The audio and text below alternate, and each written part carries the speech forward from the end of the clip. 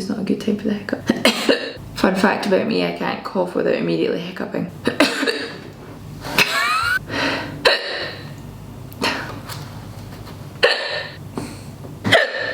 I'm just gonna have to go. I don't know how I'm gonna talk when I'm doing this. A YouTube playlist. You can hear my voice cracking already. However, it does. Hello and welcome back to How to Hen. Today is part 2 on my videos on how to have a virtual hen party that doesn't suck. In the first video, I break it all down for you and we discuss who, when, how and what you should do. It's a pretty comprehensive guide. There were some other things that I wanted to talk about that I couldn't quite fit into that video, so I've decided to talk about it today. So in this video, I'm going to talk to you about some extras and some cute little ideas that really help bring everything together, and also some top tips and a couple of helpful hints that I have found through doing some of these events. So if you want to find out more about that, then watch on. If you'd like to watch the full sort of comprehensive breakdown first, then please go to part 1 of this video. The link is in the description below, and it'll probably make more sense to watch that one first and then watch this one for your sort of extras. What the shit? So go watch that one first, and then you can come here for your sort of extras and top tips to help as the cherry on top.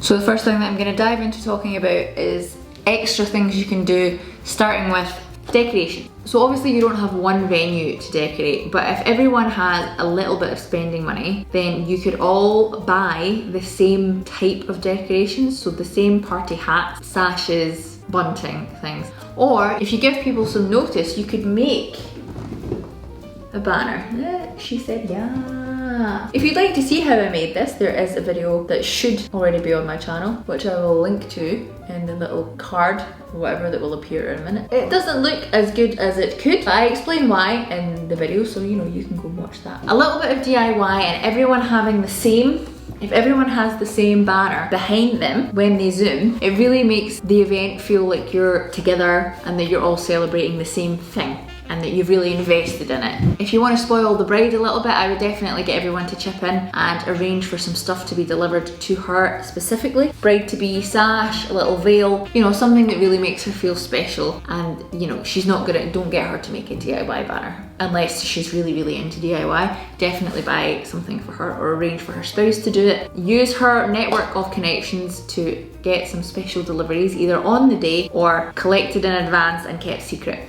until on the day. The same goes with food.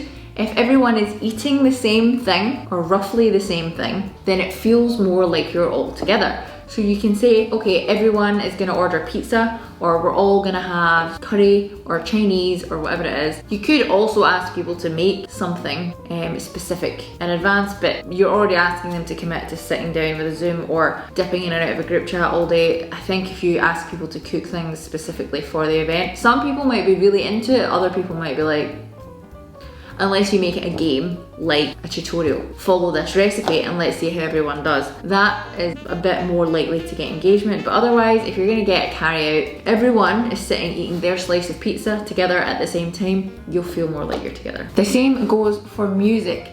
If everyone is listening to the same playlist, then it feels like you're all together. There are a couple of ways that you can do this. A free way to do this is to build a YouTube playlist. Unfortunately, building a YouTube playlist isn't great because there are ads that come with that. I like to use Spotify. I think it's a great alternative to a YouTube playlist. People can't get Spotify free, however it does also still have ads. If people have Spotify Premium, that's a great option because it means you can build the playlist to play in a particular order, so it flows really well through the evening. If everyone does have Spotify, but you don't have time or you can't be bothered to do this, I have built a Virtual Hen Party playlist, which you can find on the blog, which is in the link in the description below. Or if you're a basic subscriber to howtohen.com, you can find loads of different playlists sprinkled throughout the entire site. And there is also a dedicated playlist section that has a variety of playlists to sort of suit different moods and different times of day. So please go and check that out. Okay, so that's basically it. A couple of top tips just to finish on. Number 1, test run all of your technology.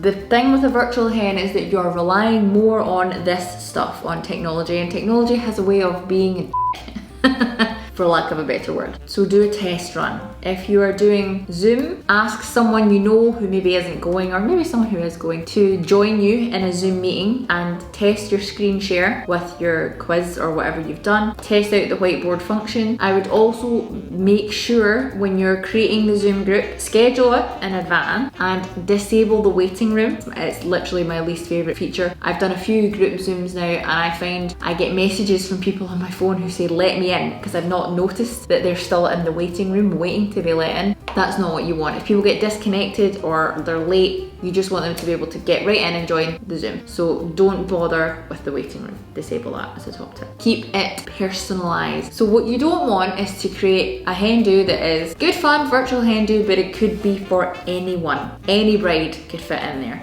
Do something that shows that it's about her. If she's a massive Harry Potter fan, get some Harry Potter questions into the quiz for the night, or even some references. You could have Harry Potter themed bridal quotes as your banner. Try and tailor it to something that she loves and that is about her, that you wouldn't find in another hen party. Be prepared. So I can't stress this enough. Proper preparation prevents poor performance. That's what they say, right? As someone who very regularly isn't prepared and is very disorganized, having to do live events, launches over Zoom and things like that, I've realized the importance of having everything lined up. So if you have games and things on your computer, which you should do, particularly if you're doing it over Zoom, have one folder that is called, you know, Rachel's Hen Party, whatever, and have each game, all the stuff that you need for that game, all the things you need to share on your screen in that folder. Have it on your desktop ready to open at a moment's notice. If you have a quiz set up over PowerPoint, have the PowerPoint open before you even start the Zoom call. Be as prepared for this as you would be for the real event. Don't take it any less seriously because it's virtual.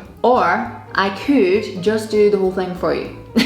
So this whole thing is a great tool for you to use to help you host a virtual hen, and I encourage people to do that and do it themselves, but it is a lot and it's a lot of pressure, and especially like I said about hosting it over Zoom, you really need to be sort of on it and engaging and willing to mute people who need to be muted and run the night. If that sounds like hell on earth, speak to me. I can do it for you. I've launched a virtual hen planning service on How to Hen. In that you get me consulting with you before it. So I'm talk you through everything that the bride would want. Again, I'm really passionate about it not being, you know, one size fits all party.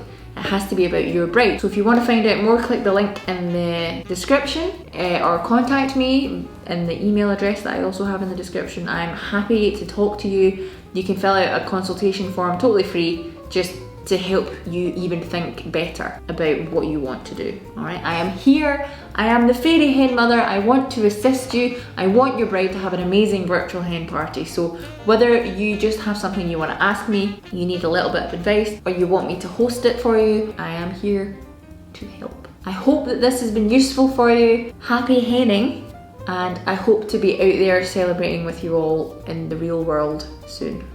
Okay, love you, bye.